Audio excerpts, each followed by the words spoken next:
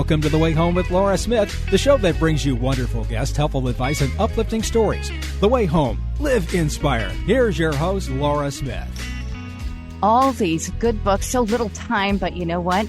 For the right ones, and especially when you need to learn something, the only way to do it is to sit down with it. And I have someone here who has not only been a physician for his entire career, but he comes from it from a different perspective, and he has garnered so much expertise in the area of mind-body connection, both biological, physical, and then mood-wise and such, that he's written some defining books on the topic and has a lot to teach. And I think a lot of people are taking notice of his protocol.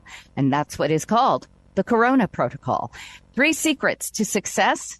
Dr. Paul Corona, I thank you so much for being with us today on The Way Home. Thank you so much for having me on.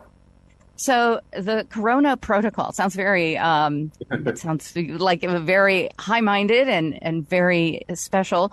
But you're interesting because as a doctor, you started out originally as a medical doctor, correct? But then sort of through all sorts of different reasons and ways, you ended up morphing into more of the psychiatry, psychology basis of and an interesting way that you have found that those go together. Because normally it's the other way around. People either go into psychiatry or they go into medical school, correct, for regular to be a physician. But you kind of did it an opposite way. And you think that really helped you be able to come to the conclusions you have to help people and not just help them, but permanently help them. So tell us about the Corona Protocol, if you will. 3 secrets to success. I like that there's a number on there because it gets you to focus, and I want to hear about the 3. So to get to that, I'm going to get a little background. So I started my practice in the early 90s, and I was choosing what I wanted to go into. I went into family medicine to be a family doctor, which is what I trained to be. But during the 90s, I was already interested in mental health, but new medications started coming out in the 90s were really exciting. I started getting more and more into it over time, and I started to discover that the doctors were not doing it correctly. Because doctors weren't really understanding that there's a connection between the mental and the emotional. I mean, the physical and the emotional. So they weren't understanding how pain ties in with stress and things like that I was discovering in the 90s. And I was trying to read about it and looking at journals and textbooks and not seeing the results I was seeing, and then learning how to combine medications together, which is, something I kind of had to figure out on my own. And then, after about 10 years of that, in the early, about 2000 or so, I made a decision to move into psychiatry full time, which you can do as a family doctor. You can do it. And then, and that's when I started writing my first book. And so my first book is called Healing the Mind and Body, because I was really fascinated with this whole mind-body connection issue.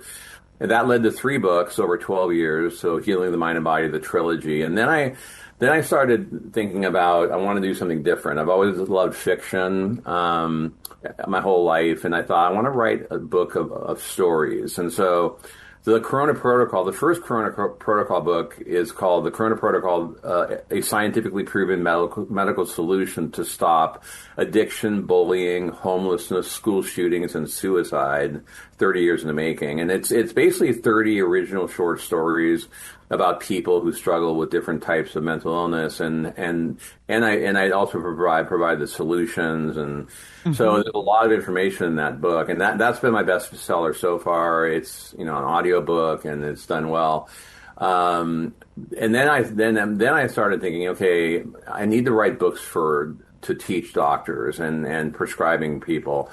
Like physician assistants, nurse practitioners, so people who can prescribe medication. I thought, I need to write a book for them because I still was frustrated over the years that doctors were not understanding how to treat this stuff the best way. I started writing the book, and that led to 2 books. So the first book is The Corona Protocol, 3 Secrets to Success, and then the second one and the last one is the Corona Protocol Prescriber's Guide. So again, a lot of details in these books. Probably a layperson might be a little bit bored with them unless you really want to get into it, which some people do.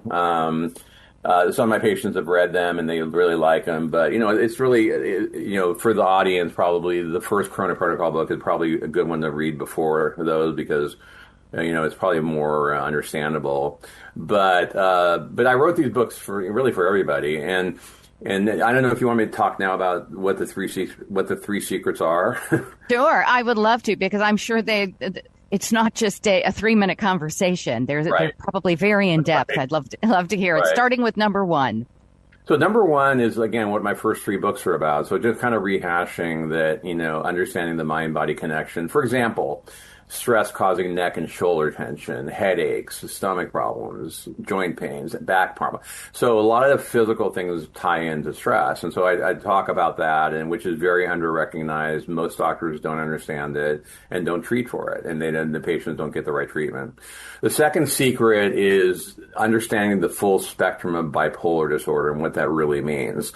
So most doctors think about the mania, the psychotic nature of bipolar 1 disorder, but that's only 10% of bipolar disorder. So most doctors are looking for that, whereas most bipolar disorder is depression, and a more difficult type of depression to treat than a regular depression, or easier to treat depression. So doctors are struggling to try to give people antidepressants and wondering why they're not getting better, or they're getting worse with that treatment, and they aren't recognizing they're treating the wrong diagnosis. So they have to really step back and take a really good history to understand what they're treating before they start treating it. Or if they start to understand, okay, I'm doing something wrong here because the treatment that should work is not working, you got to rethink everything and rethink the diagnosis, rethink the treatment. The last is the importance of getting people into remission. So remission basically means completely well. So I ask people on the first visit, when did you feel the best in your life? People will typically tell me the most common answers are childhood, like elementary school, maybe late teens, early mid-20s. And then I say, what's changed? And then we talk about it, and so my goal is to get the person back to that state, which means great sleep, great energy, motivation, passion for life, focus, concentration, no anxiety, no depression. That's the goal of every person. And it can take about 2 to 3 medications per person, usually, to get the greatest results. So an example of doing it wrong is giving someone just an SSRI like Lexapro and Zoloft, were the most common, and doctors give that first line every patient, which I disagree with. I think that it's not the best first line agents, but they help a bit with anxiety and depression, but then people feel flat, apathetic, sexual side effects, tired.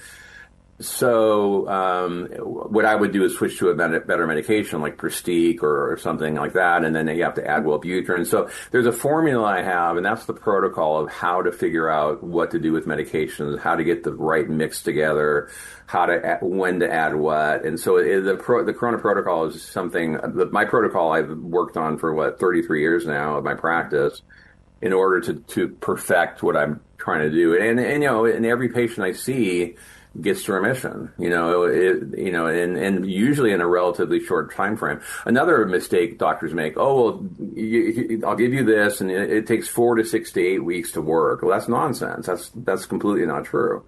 So patients are suffering out there, waiting for medications to work, waiting months and months, and then the doctor gets the treatment wrong and has to try something else. So a lot of wasted time and a lot of suffering from people who aren't getting better because the doctor is just not aggressive enough with treatment, doesn't understand what the diagnosis is, so there's a host of problems out there. And this is what over the years has really got me to write my books, is because I've been frustrated, a little angry at times, and my desire as a doctor to get people better. And this is why I chose to move into this area of medicine, because I thought I can make a bigger difference doing this than being a family doctor. And that's what my career has been, is really helping people who are suffering greatly and get them out of suffering. That's really, that's touching to hear, because, you do often hear from, people who've been struggling with things like depression or bipolar, and maybe they discover they have traces of that or whatever. And you hear that, and then, but you kind of often hear the stories of them being kind of lifelong victims of this disorder or whatever. I don't often hear of the doctor actually, the point is to get them better and to get them better for good. I think that is really incredibly hopeful. Now, how much of this is just getting the right medication? Because there's a lot of people who don't want to be on those medications. Right. How much of it is the chemical side of it in terms of treating it, and then maybe talk therapy or helping someone walk through their personal traumas and things like that? Do you do both modalities, or are you just prescribing mostly? I just do meds. But there's a very strong anti-medication mentality out there, especially when it comes to mental health. People don't take it seriously. They don't think it's a medical problem, which it is. They think it's just being weak and you just have to try harder. So I'm not discounting therapy. I work with a lot of therapists. They do their job. It's a lot of people need that. I talk to them about exercising. That's important, especially with anxiety disorders. And so, the medication part is real. And the other thing that people can't help is the reasons why these things happen to begin with. The reason these chemicals go out of balance in the nervous system is because of genetic factors. Number one, it runs in families. So I take a really good family history, like you tell me about your parents, your siblings, your grandparents, and a lot of people say, yeah, my mom was a very nervous lady, and my dad was an alcoholic, whatever. You get a good family history. Number two is hormone changes, which, women have it worse than we do. So puberty, postpartum, premenstrual, menopause. So there's a lot of times in people's lives, women's lives especially, that mood tends to change depending where you are hormonally. And then number three, trauma. So sometimes like PTSD or some kind of very highly stressful event happens, which sets things off. And so all the reasons why this happens, the person has no control over. So if someone gets stuck in I'm not the pill person, I'm not going to take pills, you're going to suffer. You're going to continue suffering. I mean, you can try the therapy and alone, but if you don't recognize that there's a medical chemical component, and to simply say all we're dealing with here is chemical imbalances in the nervous system. So the chemicals that should be going the right way, some of them sometimes start going the wrong way. And I could go into it'd be better if I had a chalkboard, but it's a chemical thing in the nervous system. There's a defect that happens where the chemicals are leaking the wrong way. And so the medications are actually attaching to the cells and forcing the chemicals to go the right way. So all I'm looking for is a normality of the flow of these chemicals. And that's why it should be a feeling of normality, not a drug feeling, not a mind control, not a, and I don't accept side effects either. And so if someone's saying I'm better in these ways, but I don't like this, well, then I either change the medication, I add something else to get rid of the side effects. And not only getting rid of side effects, when I add something like Wellbutrin, it even improves the results even more. But yeah, you just have to know what you're doing. You got to understand, and you got to really listen to your patients. Doctors are really good at talking. We're not the best at listening often. So with this field of medicine, you really have to get to know your patients, get a really good history, and communicate well with them along the way. And that's what I do in my practice. I get, I do phone calls in between appointments for free. I work very aggressively to get people better as quickly as I can. That's terrific.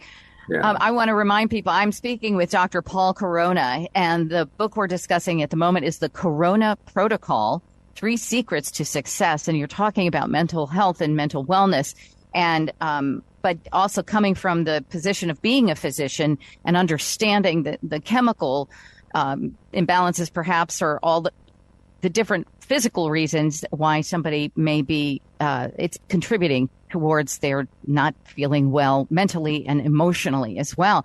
Now, when you say you get them into a remission to where they are completely better, do they come off the medication, or do they never come off the medication? It's a good question. We don't really know for sure.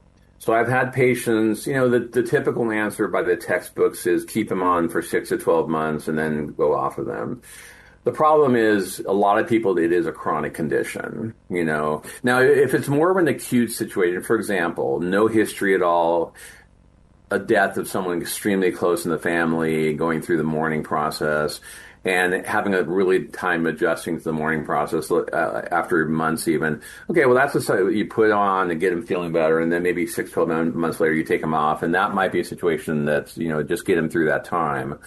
There are people I take off and they do fine off of them. But a lot of people, when they realize that it's a chronic condition, it's been happening for a lot of their lives, and then I give them a choice. I say, well, you can try going off if you want, but, and then a lot of them say, oh, let me try it. And I say, okay, here's how you do it. And a lot of people say, I'm feeling so good. I don't want to mess with it. I don't want to change this, and then especially when they realize it's like, look, you got the genetics, you got the hormonal stuff, I said, you have all the factors, and the genetics isn't going to go away, and so the best in those people. But when you realize that these medications, they're not addictive, they're safe. I mean, people have no problem taking supplements. They have no problem taking, iron supplements or vitamins or thyroid or blood pressure medications or whatever people take for, their health. Most people have no problem with that at all. But when it comes to these, it's like, ooh, well, these are different. These are kind of, those mood ones. So well, people there have been. There have been, stories. Obviously, we've all read them where, somebody is on Prozac and they get suicidal ideation or something, and then they end up, But that's what that's a bipolar person. So if Prozac's giving a suicidal ideation, we're treating the wrong thing. So that's a perfect example of what I was saying earlier about they're not recognizing they're treating that they have bipolar disorder, because the only reason the antidepressant is going to cause suicidal thinking is for that reason. Mm-hmm. If it's just a plain depression, it's going to lower or take away suicidal ideation, not increase it. So here's a perfect example of a misdiagnosis and a mistreatment. Mm-hmm. Hey, and that's interesting too, because we hear. You always hear, oh, I think he was bipolar, or I think she was bipolar, or we say things like that, or he's a narcissist, or she's a narcissist. Right. Those terms have been bandied about so frequently. Yeah. It's like you don't know a person anymore who doesn't have it and isn't one of those. And is there a reality to that? What exactly does bipolar mean in terms of the context? Obviously, from the expert's point of view, what does it mean to be bipolar? And so there is, obviously, you're saying there is a protocol of treatment that can cure it. Right. So with bipolar, there's a lot of ups and downs. It's, you got to take a good history and go back in time. And a lot of times they have depression. And then, now again, sometimes if they're on a bipolar 1 or 2, they get out of depression, they get into a mania where they feel really good and really up, but then they're not sleeping and they're making bad judgments. They're spending way too much money and they're hypersexual, whatever it is. They do risky behaviors. And then they eventually you can ride that wave only so long, and then it goes back to depression.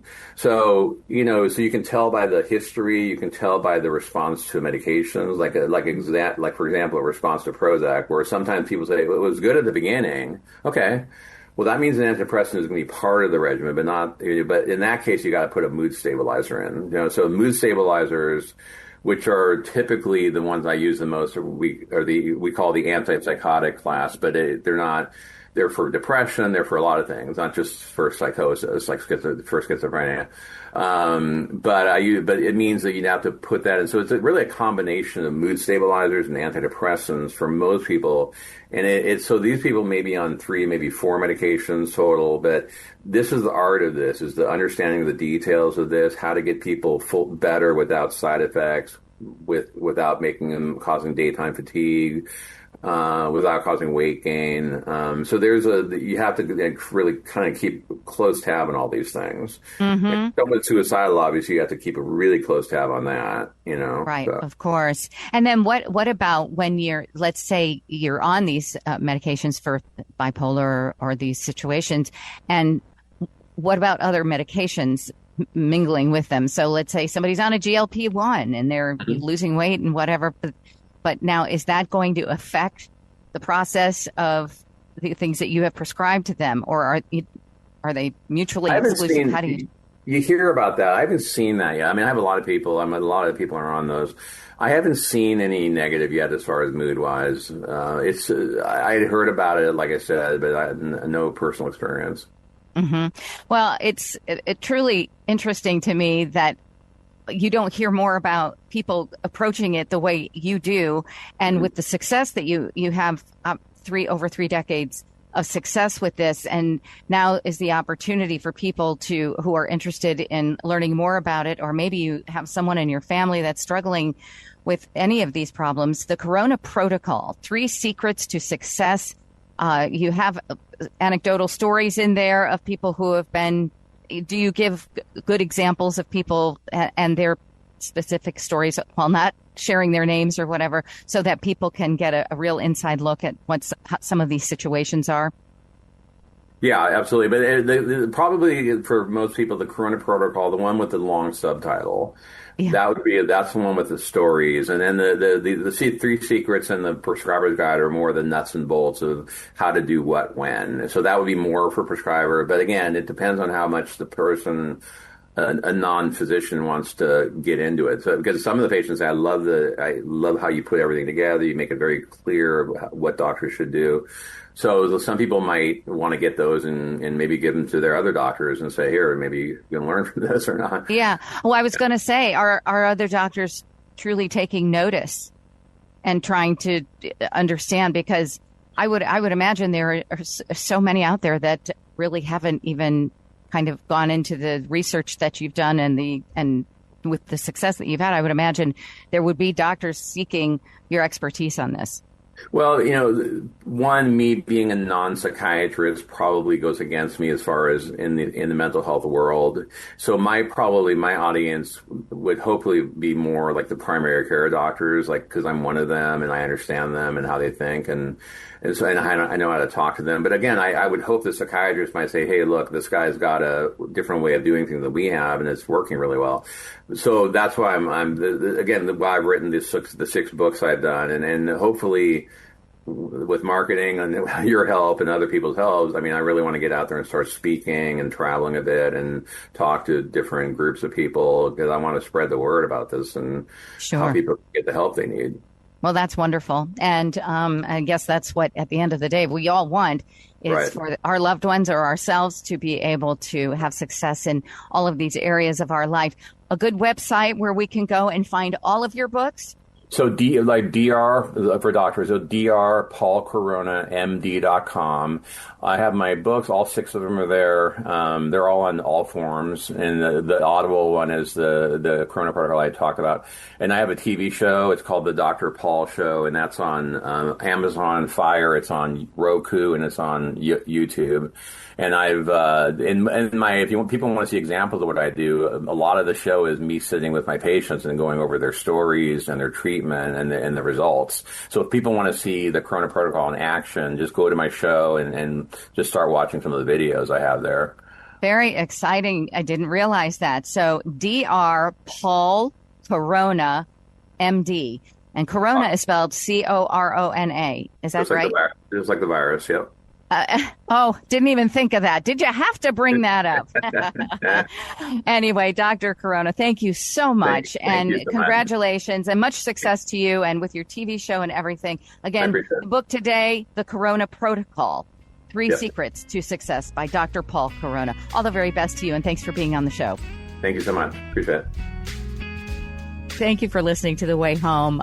Each and every one of you are a part of The Way Home family, and we just wish for nothing but great happiness and safety and good health and prosperity, success, everything that you can possibly have to make your life a good one. And we'll see you next time on The Way Home. I'm Laura Smith.